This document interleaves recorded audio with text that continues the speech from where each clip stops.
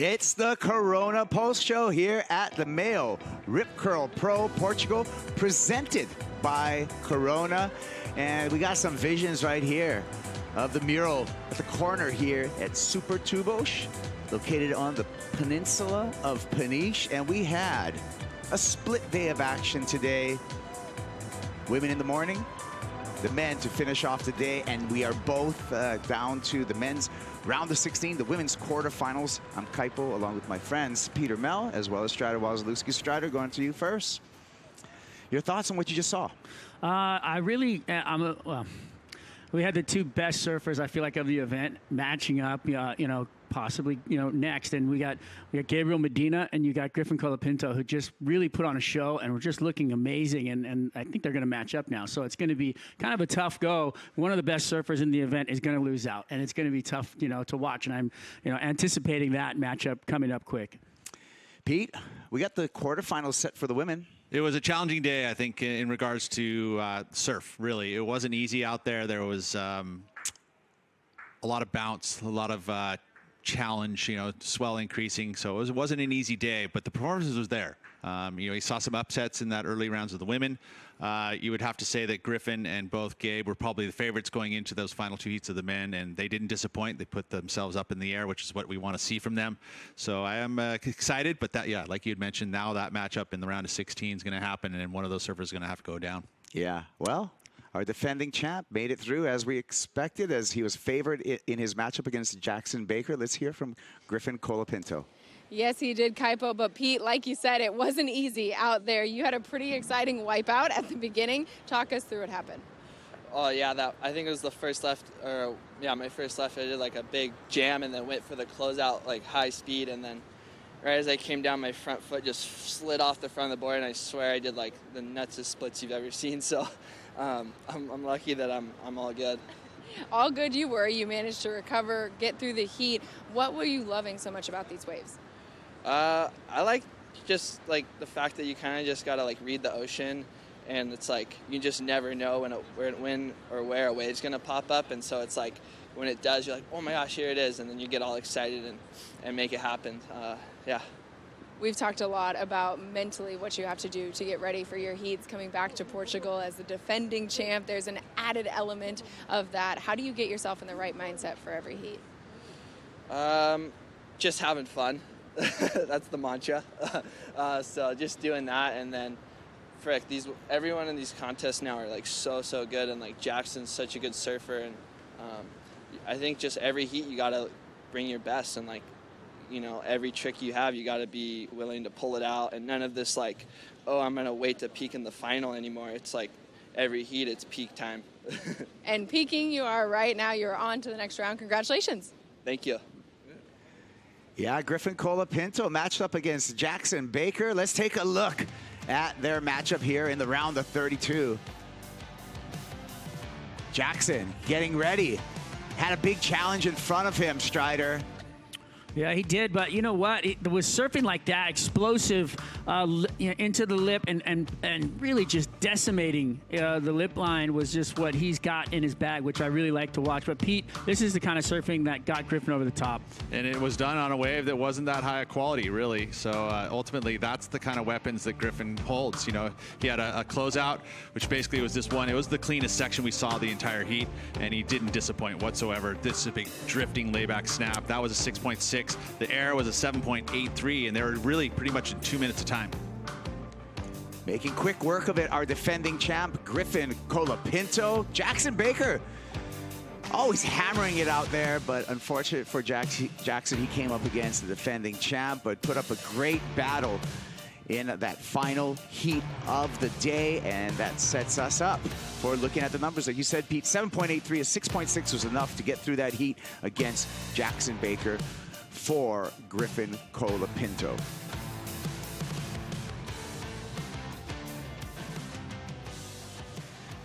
Well, Griffin Colapinto, going into the round of 16, is going to be faced up against Gabe Medina. So this is going to be their 6th time that these two are going to go against each other, Peter.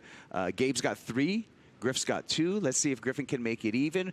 I want to see who do you think is going to take that matchup. I'm going to put you on the spot right now. I'm not going to answer you. I'm going to wait for conditions. You know, I want to see maybe tomorrow. I'll go in with the when we look at it tomorrow, and then I'll answer you. Well, I'll make it clear. I'm going for the guy in the mayhem.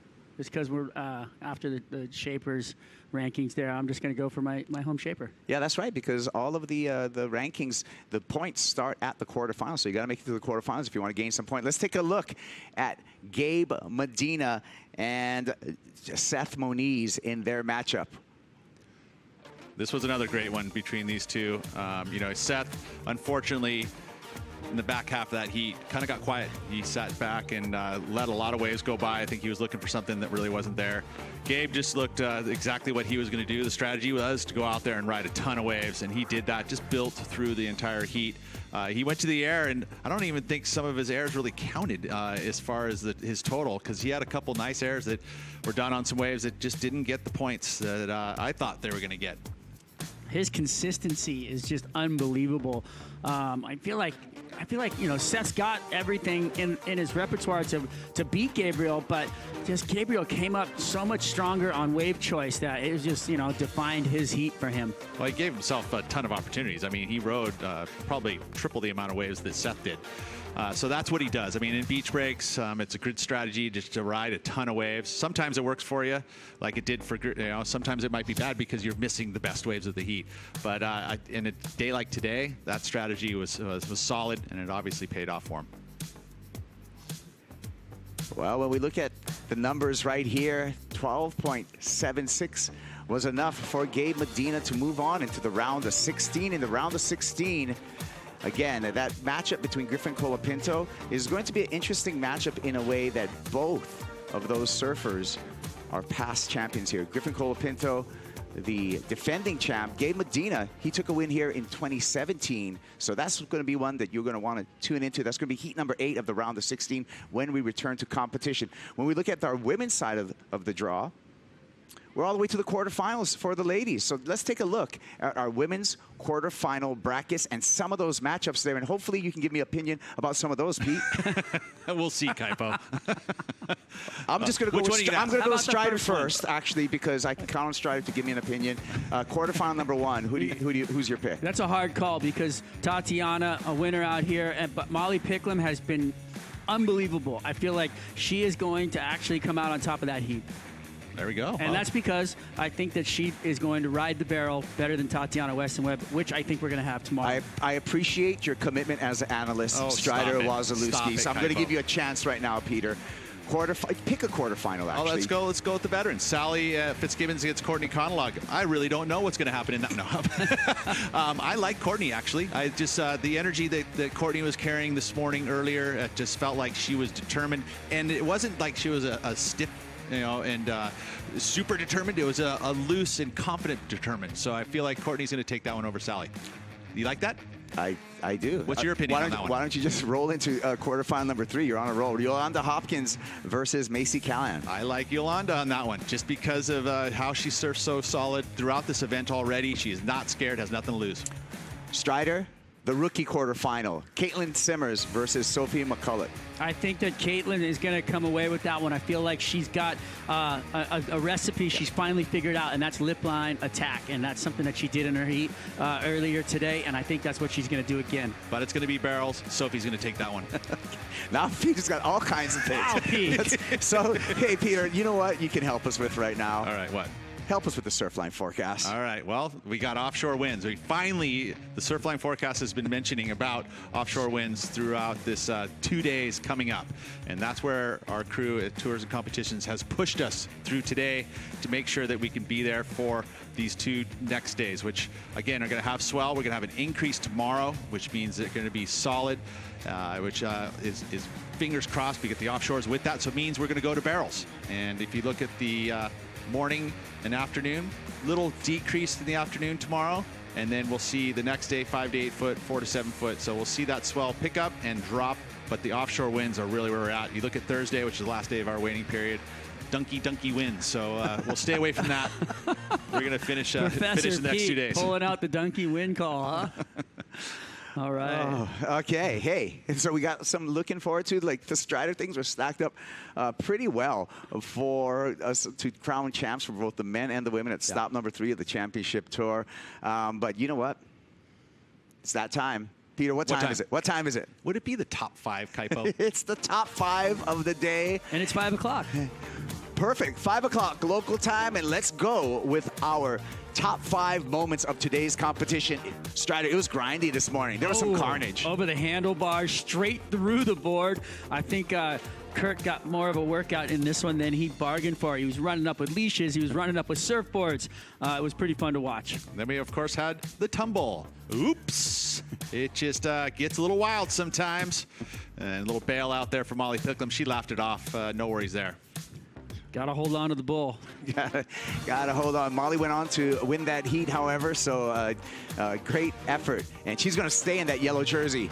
Another broken board. Oh. Sucked over the falls into the vortex. Kapow! Straight through that thing. Got it together, though. Went back out and Liam gets his shoes wet on the board exchange. Great caddy right there. He experienced a loss, and so did she. Sorry, get back to that. Yeah, in that moment though, it was one of those things. Number 4. Well, yeah, let's go number 4. These are some of the standout waves of the day. Pickles, Molly Picklum in the barrel and out. Yeah, that was the only barrel of the day, right? I mean, there was 0 opportunities through. All of a sudden, this nice clean wave came through, and she was right on it. What about Katie Simmers and her 7.83 Strider? This backhand speed whip is what I was impressed with. The just flare on that right there, and I feel like that's gonna win the heat as she progresses on every time. The timing that she caught that wave was impeccable too, because the momentum shift had gone to her competitor, and she finds this wave. Rookie pressure. She showed up. Number 3, it's Medina Madness. The machine is in gear again. Peter and Medina doing what he does. Yeah, it's true. And one of the things that I think he's the most popular surfer here. They love him here in Portugal. And it's like across the globe, really, because Brazilian fans are everywhere. But this guy has got a lot of love his way, and he taps into it in a big way. He's just, when you see him in the water, you just go, wow, that's the best guy on the beach. Just the way his structure is, the way he moves through the water. He's moving with so much speed and power that you can't not take notice. It's undeniable. And say, hey, this guy, that's the best guy. And I think that, it's a very challenging guy to come up against mentally as well. Yeah, I agree with you. Let's move on to number 2, defending champ, Griffin Colapinto. Strider, he got what it take out here, and making Janice Aragon really proud, still repping that on his jersey. Well, I mean, we talked about it. This guy is going to be coming up against Gabriel Medina in that last heat of the next round. He's got the firepower. By the numbers, apples to oranges, he outscored Medina on the day. So maybe if he can, I feel like he's got what it takes to take down Medina. Medina's going to have a little bit of off day in order for Colapinto to take him out. But Colapinto, look at that firepower above the lip right there. Regardless, you're going to want to tune in for that heat. Number 1, Yolanda Hopkins. The Portuguese wild card, Peter, took down the 5-time world champ and took that yellow leader jersey off of her back. Yeah, and it started out, she was able to find the bigger waves, the bigger sections, and she completed those moves. It was just those single maneuvers that she was able to do that, got the early lead and held on. And Carissa never found a chance to get that lead back, because Yolanda just kept pressuring, and you gotta love it. And she was definitely one of the, as Portugal, one of the now probably the most popular Portuguese surfer out there. Yeah, and I want to clarify that when I say Yo-Yo takes the yellow leader jersey off Carissa's back, Yolanda will not have the yellow leader's jersey, but Carissa Moore will not have that yellow leader's jersey either. It will be Molly Picklum who will be moving to bells still in that yellow leader's jersey, regardless of what the results are going forward on this. Yeah, Brisa was the only one who, after that loss for Carissa, that could have taken the yellow jersey, but she lost out, unfortunately, too, today. So ultimately, the yellow jersey is going to be on Molly's back. Yeah, well, thank you, Peter. Thank you, Strider. You're welcome, Kaipo. All of you for watching. Remember, tune into WorldSurfLeague.com, 6:50 a.m. Western European time tomorrow morning for the call, and enjoy the highlights from today. Aloha. And a very good morning from Peniche, Portugal. You heard the horn behind me, which means we are underway. really powerful out there. Just relentless from Molly, and she'll tag it. Great surfing from her.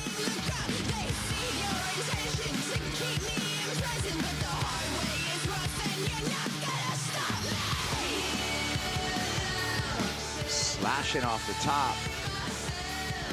Hangs on for the finish. Carissa Moore needs a 7.17. Hacks a big layback. And it looks like the Portuguese wild card is going to take down Carissa Moore. What kind of confidence do you have going into that next round? I don't know. I hope that we get super tubed. Just hits it over the foam. Wow, really nice. Griffin Colapinto is disguised back there behind the rowing machine. And then it goes massive backside rotation, tail high. This copyrighted event broadcast is produced by the World Surf League for broadcast around the world and may not be retransmitted, reproduced, rebroadcast, or otherwise distributed or used in any form without the written consent of the